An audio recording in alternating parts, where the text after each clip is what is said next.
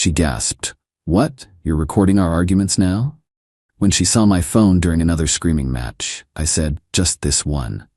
She went pale when she realized why. I was live on Instagram. Her parents, boss, and 2,000 viewers heard everything.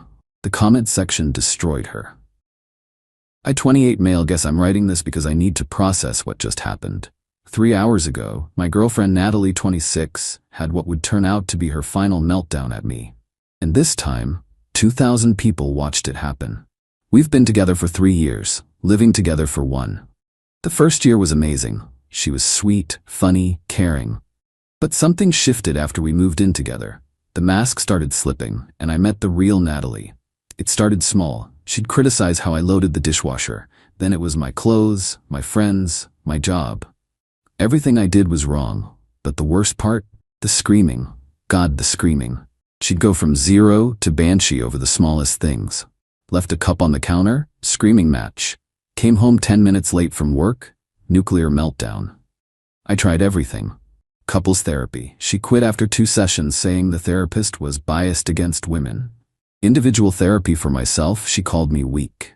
Even tried recording our arguments on my phone to show her later how she acted, but she'd just delete them and gaslight me about what really happened. The thing is, Natalie had everyone else fooled. Her Instagram was full of couple photos with captions about her amazing boyfriend and our perfect relationship.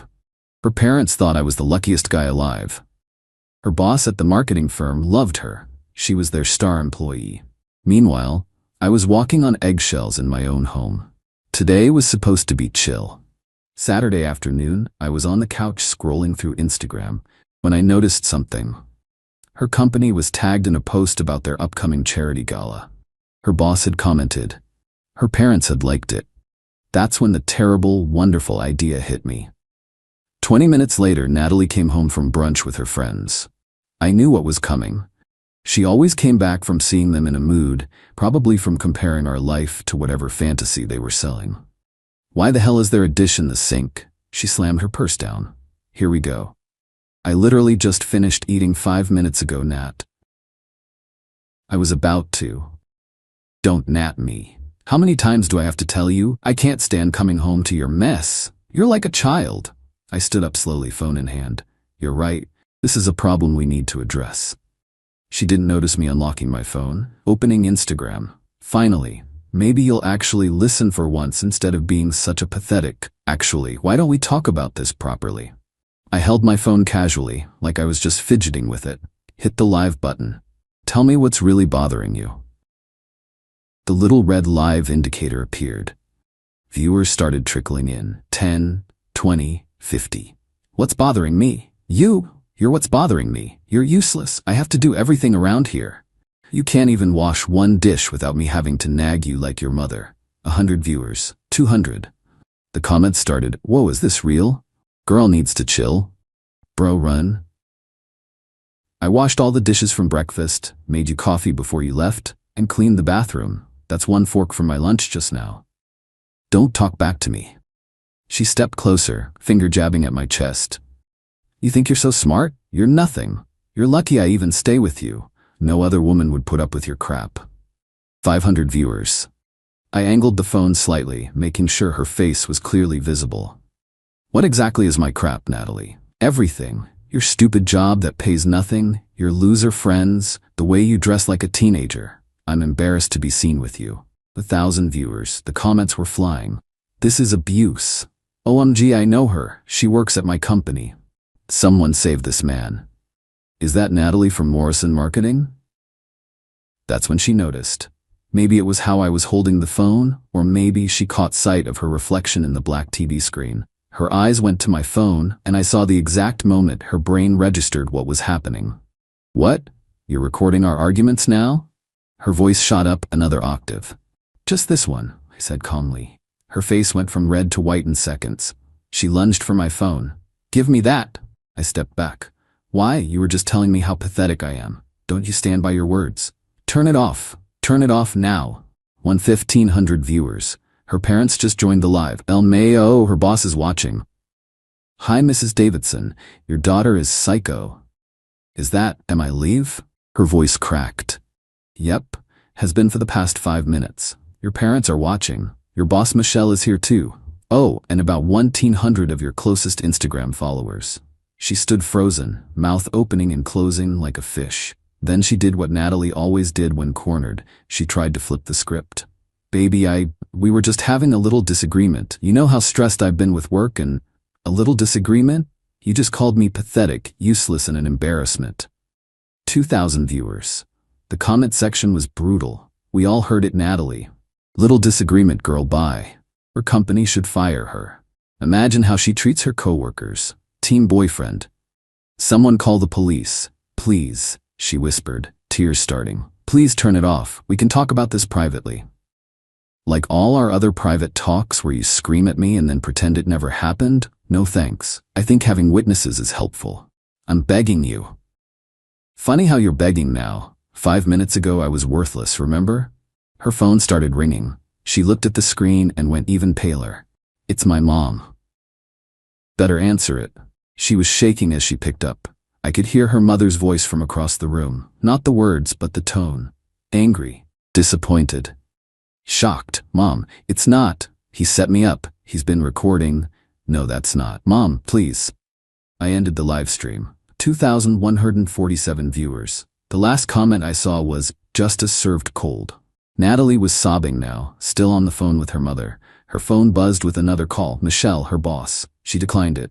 You ruined my life, she whispered after hanging up. No, Natalie, you ruined your own life. I just made sure people saw who you really are. I'm going to my sister's. She grabbed her purse. Good idea. I'll have your stuff packed by tomorrow. You can't just kick me out. I live here. Check the lease. It's in my name only. You've got 30 days legally, but I think we both know you don't want to stay here.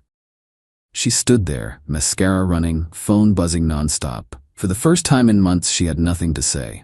After she left, I sat back down and checked Instagram. My DMs were flooded. Her company's page had already removed her from their team section. The recording had been screen captured and was making rounds on Twitter. Did I plan this? Yeah. Was it cruel? Maybe. But after a year of being her emotional punching bag, of being told I was worthless while she played perfect girlfriend online, I'm not sorry. Sometimes the only way to stop a bully is to expose them. My phone rang. Unknown number. I almost didn't answer, but something told me to. Hello?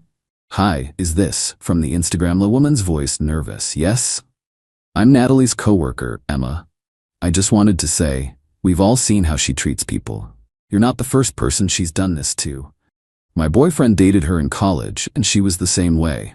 We've been walking on eggshells around her at work. So thank you, and I'm sorry you went through that. I thanked Emma and hung up. My apartment was quiet for the first time in months. No yelling, no criticism, no walking on eggshells. For the first time in a year, I could breathe. Update 1. Holy crap, I didn't expect this to blow up. RIP my inbox. Let me update you all on what's happened since Saturday. First, Natalie. She stayed at her sister's for exactly 1 night before her sister kicked her out too. Apparently, Natalie tried to spin the story that I was abusive and had set her up, but her sister, let's call her Danielle, had already seen the live video. Danielle told me later that Natalie threw a glass at the wall when confronted about her behavior. Real stable behavior there. Natalie's been staying at a hotel since Sunday. How do I know? Because she's been texting me non-stop from different numbers after I blocked her main one. First it was anger. You destroyed everything I worked for, you piece of shit. I hope you're happy knowing you ruined my career. My parents won't even talk to me because of you. Then bargaining. Please just tell people it was a misunderstanding. We can work this out, baby. I'll go to therapy, I promise. Just need you to post that. We're working through things. Then more anger. No one else will ever love you. You'll regret this when you're alone forever. I made you who you are. I've saved all of them. My lawyer friend says to document everything. Speaking of lawyers, she tried to get one. Keyword, tried. Turns out, publicly humiliating someone by showing their true behavior isn't illegal. Who knew? She wanted to sue me for defamation, but as her lawyer apparently explained, it's not defamation if it's true, and I have video evidence. The work situation imploded spectacularly. Morrison Marketing didn't fire her. She resigned to pursue other opportunities on Monday. But Emma, the coworker who called me, gave me the real tea. Apparently, after the live went viral in their industry circles, 3 former interns came forward with complaints about Natalie's behavior. Screaming at them, taking credit for their work, making one cry in the bathroom. HR had been building a file but didn't have enough to act on until my video gave everyone courage to speak up. Her parents? Yikes. Her mom called me Monday afternoon. I was expecting anger but instead got, "I'm so sorry, honey. We had no idea."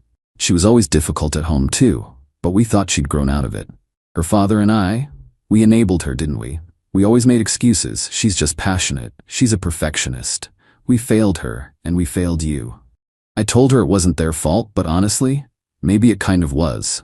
They created this monster by never holding her accountable. The social media fallout has been intense. The original live got screen recorded and shared across platforms. TikTok creators have made reaction videos. There's even a Twitter thread analyzing her body language during the meltdown. Her Instagram went from 8K followers to 2K in 3 days. She tried to do damage control with a post about growth and reflection, but the comments were so brutal she deleted her account entirely. But here's where it gets really good. Remember how I mentioned she'd go to brunch with friends? Well, those friends have been spilling tea all over social media. Turns out, I wasn't her first victim, or even her second. Her college roommate posted a thread about how Natalie used to scream at her for breathing too loud. Her ex-best friend from high school shared screenshots of texts where Natalie called her fat and pathetic for getting engaged before her. The universe really said, "Let's give this woman all her karma at once." Tuesday night, she showed up at my apartment, full meltdown mode, banging on the door, screaming that I ruined her life, demanding I let her in to get her things. I called the police. When they arrived, she tried to tell them I was holding her belongings hostage. I showed them our text exchange where I'd offered 3 different times for her to come get her stuff with a police escort, and she'd refused because she shouldn't need supervision in her own home. The officers told her to arrange a time through the proper channels and warned her about trespassing. She called me crying from her car an hour later, begging for another chance. I didn't answer. Today, Wednesday, I finally boxed up all her stuff. Her designer purses, her fancy skincare, her vision board. Yes, she had one, covered in pictures of wedding rings and houses she wanted me to buy her, apparently. Her sister Danielle came to pick it all up. She was apologetic and embarrassed. Told me Natalie's been calling everyone in the family trying to get money because her credit cards are maxed out from hotel stays and her savings are minimal. Turns out, when you expect your boyfriend to pay for everything while you save your money for designer goods, losing that boyfriend puts you in a tight spot. The most satisfying update? A startup founder reached out to me through LinkedIn. He saw the video and my calm handling of the situation. Long story short, I have a job interview next week for a position that pays 40% more than my current stupid job that pays nothing. Turns out standing up to a bully publicly gets you noticed by people who value backbone. Oh, and those loser friends she mentioned? They've been incredible. My buddy Jake made me a cake that said, "Congrats on losing 120 pounds of dead weight." Another friend, Marcus, offered me his beach house for a week to decompress. Real losers, right? I keep getting messages asking if I regret going live. Honestly, my only regret is not doing it sooner. Maybe if I'd exposed her behavior months ago, I could have saved myself so much therapy. But you live and learn. For anyone asking about red flags I missed, there were tons. The way she'd snap at service workers, how she'd gossip viciously about her friends, the fact that she had no long-term friendships, how she'd always play victim in every story about her past, the love bombing in the beginning that slowly turned to devaluation. I ignored them all because I wanted to believe the good times were the real her. Spoiler alert, when someone shows you who they are, believe them the first time. Anyway, I'm doing good. Sleeping better than I have in months. My apartment stays clean because I want it clean, not because I'm terrified of being screamed at. I can see my friends without being interrogated after. I can exist without criticism. Freedom tastes pretty damn sweet. Update 2. Okay, last update because this situation has reached its natural conclusion and I need to move on with my life. But y'all deserve to know how this train wreck finally came to a complete stop. So remember how I mentioned Natalie was struggling financially? Well, desperation makes people do stupid things. And Natalie, she went full stupid. Last Monday, she created a GoFundMe. I kid you not. The title was Help Me Rebuild After Domestic Abuse. She wrote this whole sob story about how her ex, me, had orchestrated a campaign of psychological warfare and deliberately destroyed her reputation through deceptive recording. She claimed she was now homeless, jobless, and suffering from PTSD because of my calculated abuse. She asked for $30,000 for therapy, legal fees, and basic survival. One problem: the internet doesn't forget.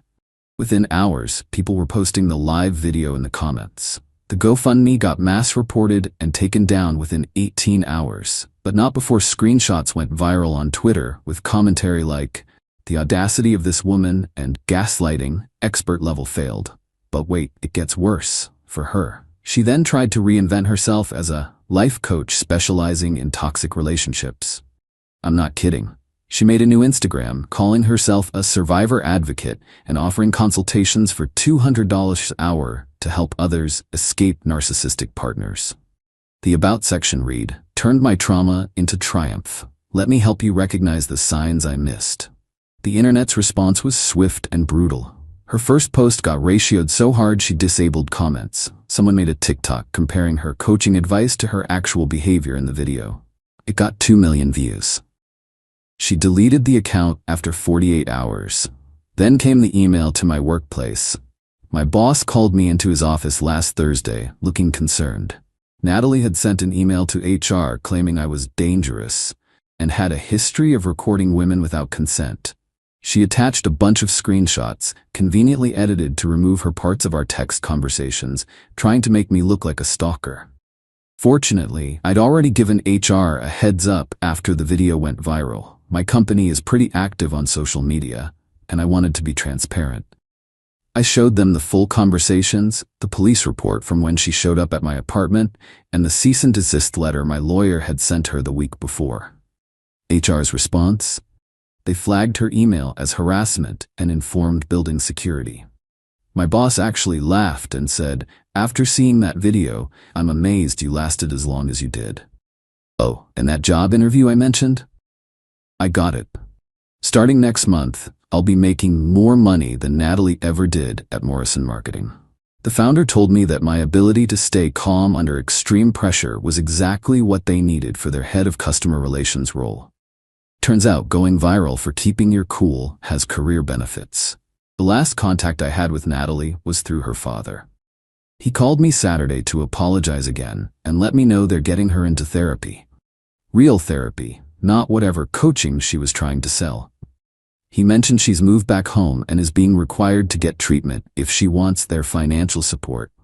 He also wanted me to know they're monitoring her internet access to prevent any more harassment. She needs to hit rock bottom, he said. We protected her from consequences for too long.